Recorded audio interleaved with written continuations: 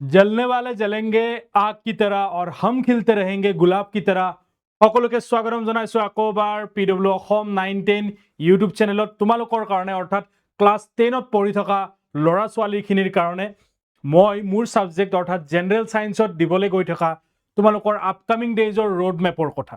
তো আমি প্ৰথম কথাটো যে ৰোড মেপ নো কি, ৰোড মেপ কি আমি প্ৰতিটো সাবজেক্ট যে আমাৰ সায়েন্সত আমি চাৰিটা ভাগত যেনেকৈ ভাগ কৰোঁ সেই চাৰিটা ভাগক ভাগ কৰি আমি প্ৰতিটো ভাগকে কেনেকুৱা এপ্ৰ'চত পঢ়িলে আমাৰ ভাল নম্বৰ এটা আহাৰ সুবিধা আমাৰ থাকিব বা ভাল নম্বৰ এটা আমাৰ আহিব সেইখিনি কথা আজিৰ ভিডিঅ'টোত আমি আলোচনা কৰিম।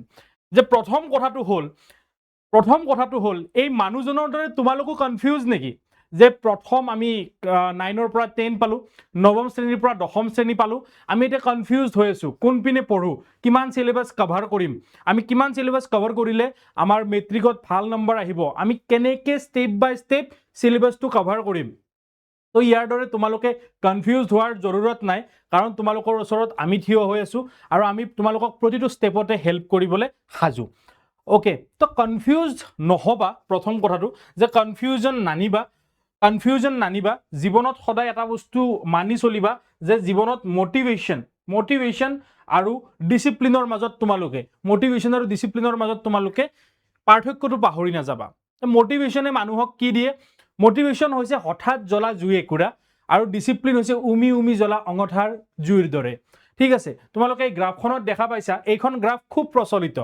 যে এই গ্ৰাফখনে তোমালোকক দেখুৱায় মটিভেশ্যনে যেনেকৈ তোমালোকক যদি মই তোমালোকক কৈ দিওঁ, জোৰে যদি কৈ দিওঁ যে তোমালোকে পাৰিবা, নিশ্চয়কৈ পাৰিবা, তো তাৰপিছত তোমালোকে ভাবা যে আমাক ইমান ছাৰসকলেও কৈ আছে, আমাক ইউটিউবত কৈ আছে, আমাক স্কুলত কৈ আছে, এপতো ছাৰসকলে কৈ আছে, সকলোবিলাক শিক্ষকে যিহেতু আমাক কৈ আছে, তো এইটো আমি মটিভেটেড হলো, হৈ পিনে আমি আৰু পঢ়িব নালাগে। তো তোমাৰ কেনেকুৱা হ'ল, তোমাক কোনোবাই কিবা এটা কোৱাৰ লগে লগে তোমাৰ এই মটিভেশ্যন লেভেলটো, মটিভেশ্যন দিয়াৰ লগে লগে তোমাৰ যোনটো আমাৰ জোচ লেভেল সেইটো ইয়ালৈকে ঠিকেই থাকে, কিন্তু হঠাৎ কমিবলৈ ধৰে, কাৰণ তোমাৰ জীৱনত ডিসিপ্লিনৰ অভাৱ। তো প্ৰথম কথা আমাক ডিসিপ্লিন লাগিব, যেনেকৈ এইটো ৱেভে, এই ৱেভটোৱে, এই ঢৌটোৱে সদায় এটা গতিত যাই আছে আৰু এদিন ই যায় নিজৰ ডেষ্টিনেশ্যনলৈকে গুচি যাব। ঠিক তেনেকুৱা ধৰণে তোমালোকেও নিজৰ জীৱনত এই মটিভেশ্যনটো বাদ দি ডিসিপ্লিনৰ এটা মটিভেশ্যন ল'ব লাগিব। অৰ্থাৎ ডিসিপ্লিন তোমালোকৰ লাইফত লাগিব, কনসিষ্টেন্সি তোমালোকক লাগিব। মই প্ৰতিটো ভিডিঅ'ত কওঁ যে consistency is the only thing that can make you king. এটা কথা মনত ৰাখিবা যে এইটো যোনটো সুযোগ আছে তোমালোকৰ, অৰ্থাৎ তোমালোকৰ সুযোগটো কি আছে, HSLC 2027, এই সুযোগটোত তোমালোকে দেখুৱাব লাগিব যে আমি যোগ্য কাৰণে আমি ৰিজাল্ট ভাল হৈছে, যোগ্য কাৰণে ৰিজাল্ট ভাল হৈছে তোমালোকৰ হাতত। আৰু অতি কমেও ভালদৰে আমি যদি সব ফেষ্টিভেল বাদ দিওঁ, সব যদি আমি হলিডেও বাদ দিওঁ, জন্মদিন বাদ দিওঁ, ভালদৰে 7টা মাহ আছে, ভালদৰে। তো 7-8টা মাহত তোমালোকে, অৰ্থাৎ কিমান 8টা মাহ, জুন, জুলাই, আগষ্ট, ছেপ্টেম্বৰ, অক্টোবৰ, নৱেম্বৰ, ডিচেম্বৰ, জানুৱাৰী, 8টা মাহ আছে আমাৰ হাতত। মই মে' মাহৰখিনিও বাদ দিলোঁ। তো 8টা মাহ যিহেতু আমাৰ হাতত আছে, তুমি দেখাব লাগিব যে তুমি যোগ্য হয়। তাৰ কাৰণে আমাৰ main target should be HSLC 2027। তাৰ কাৰণে আমি এতিয়া বিজ্ঞানখন কেনেকুৱা ধৰণে পঢ়িব পাৰোঁ, বিজ্ঞানত কি কুৱেশ্যন কেনেকুৱা ধৰণে কৰিব লাগে, সেই সকলোবিলাক কথা অতি চমুকে আমি পাতিম। যে প্ৰথম কথা, কিছুমান আমি সিম্পল টাস্ক, অৰ্থাৎ সৰু টাস্ক কিছুমানত ভাগ কৰি ল'ব লাগে। যদি তোমাক মই কওঁ যে তুমি A পইণ্টৰ পৰা B পইণ্টলৈকে 10 কিলোমিটাৰ যাব লাগে, তেতিয়াহ'লে তুমি ভাবিবা আৰে 10 কিলোমিটাৰ যাব লাগে, ইমান বেছি ডিষ্টেঞ্চ যাব লাগে।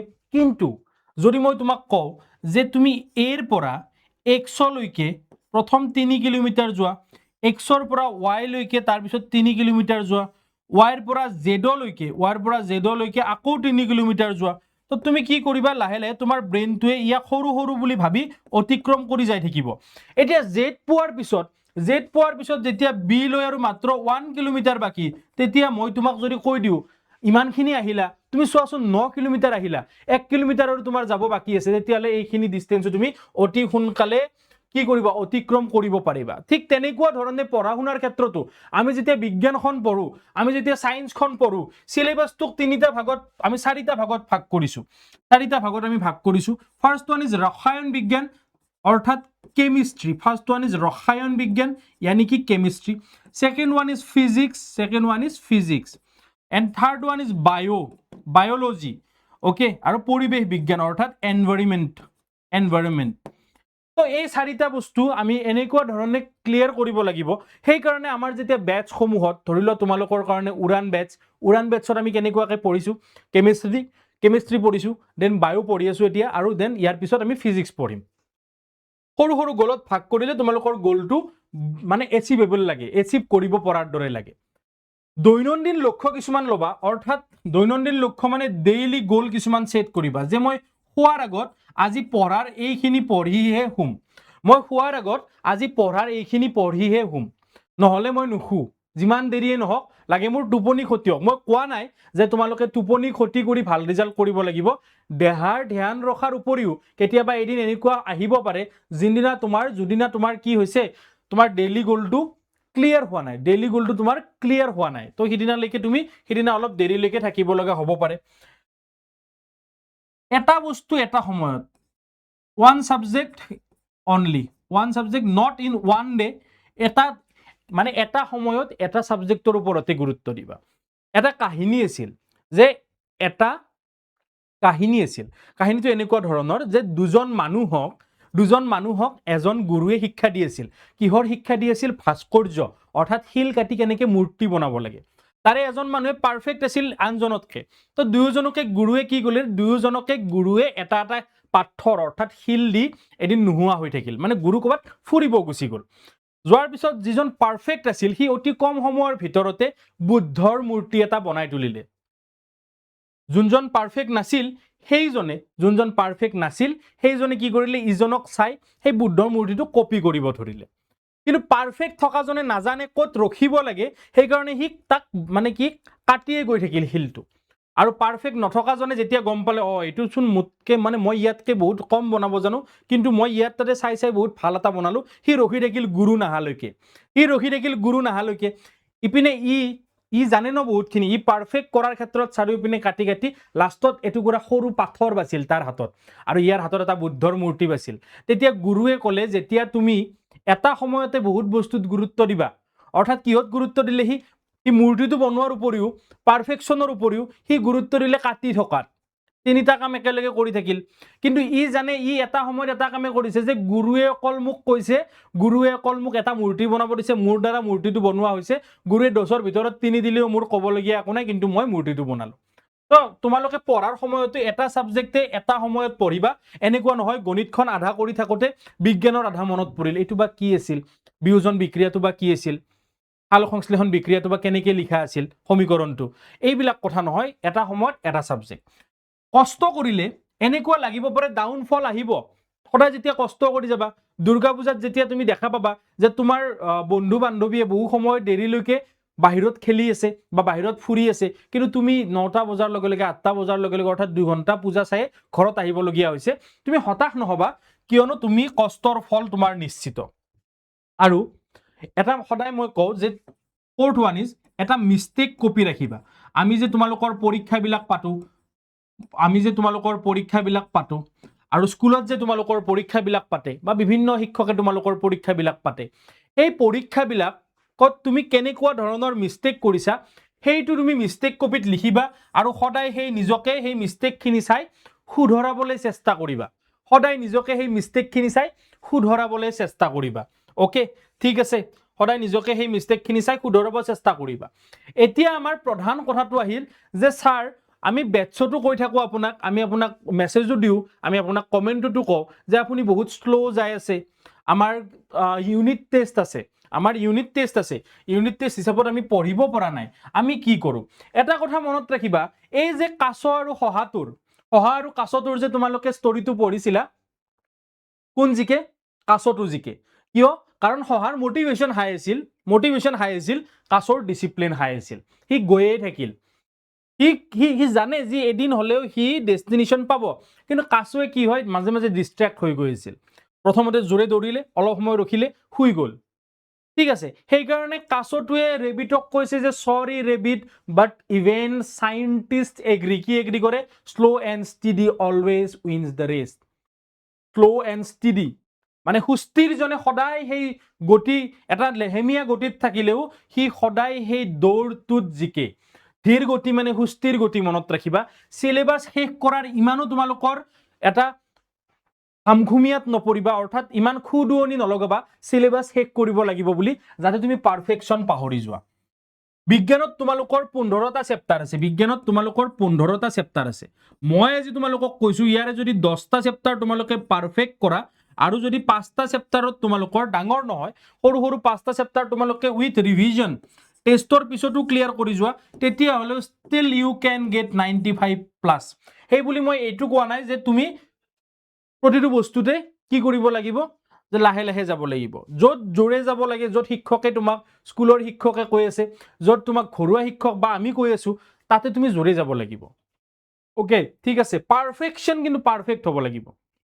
বিদ্যুৎ চেপ্টাৰটোৰ পৰা যদি এটা কিবা বনায়ও দিয়ে নিউমেৰিকেল এটা তেতিয়া হলো তুমি ডেৰাইভ কৰি পিনে সেই নিউমেৰিকেলটোৰ এনসাৰ ওলাব পাৰিব লাগিব এইখিনি তোমাৰ পাৰফেকশন লাগিব দেন আমাৰ আমি কি ফলো কৰিম ৰোড ম্যাপ কি ফলো কৰিম যে আমি কেমিষ্ট্ৰিৰ ক্ষেত্ৰত বিক্ৰিয়া আৰু সমীকৰণ অৰ্থাৎ ৰিয়েকশন আৰু ইকুৱেশন বিলাক ভালকে মনত ৰাখিব লাগিব বুজি চাব লাগিব বুজি চাই মনত ৰাখিব লাগিব কলে আহিব লাগিব আচ্ছা মানে PbNO3 হোল 2 মানে lead nitrate ওকে AgCl মানে সিলভার ক্লোরাইড AgBr মানে সিলভার ব্রোমাইড মনত পৰিব লাগিব এনেকুৱা ধৰণে ৰিয়েকশন বিলাক হৃদয়ঙ্গম কৰিব লাগিব মানে হৃদয়েদি বুজিব লাগিব ঠিক আছে সেকেন্ড ওয়ান ইজ বায়োলজি বায়োলজিত কি হয় শব্দবোৰ আৰু চিত্ৰবোৰ সহজকে বুজিবলৈ চেষ্টা কৰিব লাগিব হাৰ্টটো তোমালোকে হাৰ্টটো এটা বক্সকেও বুজিব পাৰা যে হাৰ্টটোত 4টা চেম্বাৰ থাকে এটা বক্স আকি আমি বুজিলো পৰীক্ষাত আকুতে অলপমান ভালদৰে আকিলা কিন্তু নিজে বুজিবৰ কাৰণে শব্দবিলাক নিজে বুজিবৰ কাৰণে বক্স আকাৰতো আকিব পাৰা ফিজিক্সত কি হয় সূত্ৰবোৰ আৰু গণিতসমূহ বহুত অভ্যাস কৰিব লাগিব অৰ্থাৎ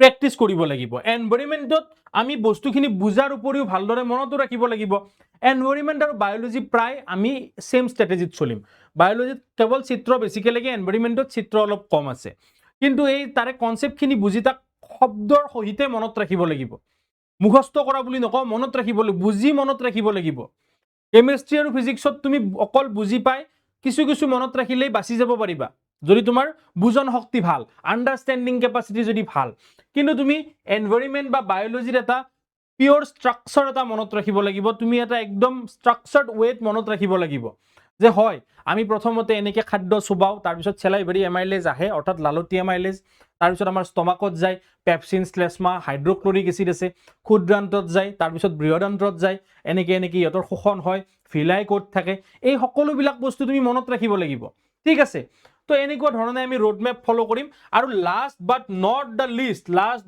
the least multiple choice question MCQ আমি যিমান পাৰো সিমান কৰিম MCQ আমি যিমান পাৰো সিমান কৰিম আৰু হেনেকুৱা ধৰণৰ MCQ আমাৰ ফালৰ পৰা উড়ান বেটছত DPP হিচাপে তোমালোকক দিয়া হৈছে মই বিজ্ঞানৰ প্ৰতিটো ক্লাছৰ শেষত প্ৰতিটো লেকচাৰৰ অৰ্থাৎ চেপ্টাৰৰ শেষত মই তোমালোকক 20-25টা কুৱেশ্চন তাত কৰাই দিও অৰ্থাৎ টোটেলত আমি 50টাকে কুৱেশ্চন এতিয়া কৰি আছো পাৰ চেপ্টাৰ 15 5 গুণ 75 750টা কুৱেশ্চন গোটেই উড়ান বেটছত ইন মানে এক্সক্লুডিং টেষ্ট ফুল লেংথ টেষ্ট বা তোমাৰ চেপ্টাৰ ওয়াইজ টেষ্ট বাদ দি 750 পৰা 800 কুৱেশ্চন আমি কৰিম অৰ্থাৎ টোটেলত যেতিয়া আমি গোটেই বছৰটো কৰিম 1500 পৰা 2000 কুৱেশ্চন আমি কৰিম আমিও চাও কোৰ পৰা বাছি যায় কোৰ পৰা হাৰি যায় মেট্ৰিক 2027ত আহিবলগীয়া তোমালোকৰ প্ৰশ্নবিলাক কোৰ পৰা হাৰি যায় এই কিন্তু এনেকুৱা কথা নহয় যে তোমালোকে থিওৰি নপঢ়াকে অকল কমন কুৱেশ্চন চাই আছা কমনৰ তোমালোকৰ যোনটো ইয়াতে মাথাত এটা কনসেপ্ট বহি আছে সেই কনসেপ্টটো তোমালোকে গুছাই দিয়া you should be clear about your destination যে মই ভাল নম্বৰ আনিব লাগিব এইখিনিয়ে আছিল আজিৰ তোমালোকৰ গোটেই ৰোড ম্যাপটোৰ কথা তো thank you everyone for attending the class for viewing the video' okay আমি এটা বস্তু তোমালোকক মনত মানে কি পেলাই দিব খুজিছো যে তোমালোকক জীৱনত এইখিনি সময়ত আৰম্ভণি হোৱা স্ট্ৰাগলটো হয়তো বহুত দিনলৈকে চলিব যেতিয়ালৈকে তুমি এটা ভাল পজিশনত যাই নোপোৱা কিন্তু এটা কথা মনত ৰাখিবা ঘহতে শিলুক হৈ যায় যেনেদৰে ঠিক তেনেদৰে তুমিও যদি ভালদৰে মেহনত কৰি যোৱা ঠিক তেনেদৰে তুমিও যদি ভালদৰে নিজৰ জীৱনত কষ্ট কৰি যোৱা তুমিও এদিন আগবাঢ়ি যাব পাৰিবা আৰু কষ্ট কৰি যোৱা কষ্টৰ ফল সদায় মিঠা এই কথাখিনি কৈ মই তোমালোকক আকৌ এবাৰ কৰো ভালকৈ পঢ়িবা পৰীক্ষা ভাল হ'ব লাগিব আকৌ লগ পাম এটা নতুন ভিডিঅ'ত। ধন্যবাদ।